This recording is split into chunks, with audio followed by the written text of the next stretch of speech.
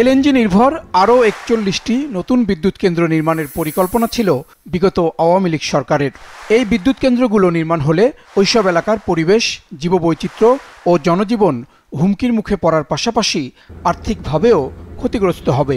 সম্প্রতি এক গবেষণায় উঠে এসেছে এসব তথ্য। এলএনজি নির্ভর এসব প্রকল্প বাস্তবায়নে খরচ হবে প্রায় ৫,০০০ কোটি টাকা।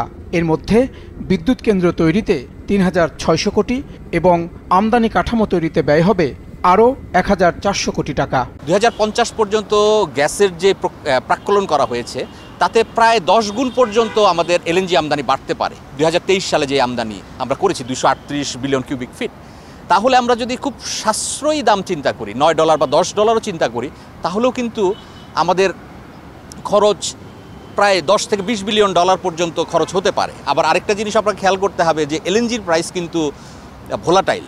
২০২২-২৩ কিন্তু আপনারা লক্ষ্য করেছেন যে এলএনজি প্রাইস $40, $50 পার MMBTU-তে উঠে যায়। তখন কিন্তু আমাদের পক্ষে কেনা সম্ভব হয় না, তখন আমাদের ইন্ডাস্ট্রির গ্যাস রেশনিং করতে হয়। কাজেই আরও একটা বিষয় ইকোনমিক অ্যাসেসমেন্ট প্রয়োজন, সেটা হচ্ছে আমাদের জন্য এত উচ্চ মূল্যের এলএনজি আমদানি করাটা সাশ্রয়ী নাকি আমাদের নিজস্ব কূপ খনন করাটা সাশ্রয়ী। গবেষণায় অংশ নেয়া ওয়াটার কিপার্স বাংলাদেশের এই সমন্বয়ক বলছেন, জ্বালানির ক্ষেত্রে বাংলাদেশ ক্রমেই বিদেশ নির্ভর হয়ে পড়ছে। সারা পৃথিবী এখন একটা প্ল্যানেটারি এমার্জেন্সির মধ্যে রয়েছে জলবায়ু পরিবর্তনের নেতিবাচক অভিঘাতের কারণে। এই মুহূর্তে সারা পৃথিবীর সমস্ত মানুষ এবং ভালো সরকার সমূহ চাচ্ছে কিভাবে জীবাশ্ম জ্বালানি থেকে বেরিয়ে আসতে হবে।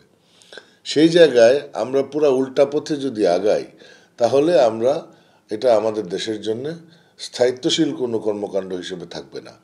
জনমুখী চিন্তা না করে গ্লোবাল চক্রের ফাঁদে পড়ে বাংলাদেশে প্রকল্প নেওয়া হচ্ছে উল্লেখ করে ঢাকা বিশ্ববিদ্যালয়ের এই শিক্ষক বলছেন, ক্রমাগত বিভিন্ন দেশের স্বার্থের শিকার হচ্ছি আমরা।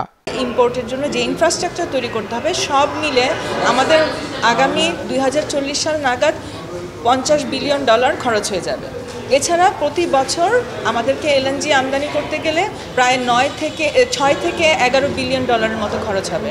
তো এটা আমাদের রিজার্ভের উপরে অনেক বড় একটা চাপ ফেলবে। কাজে দিন দিন এই আমদানি নির্ভর হয়ে যাওয়া, এটা আমাদের যে জ্বালানি নিরাপত্তা সেটা আমাদেরকে হুমকির মধ্যে ফেলবে।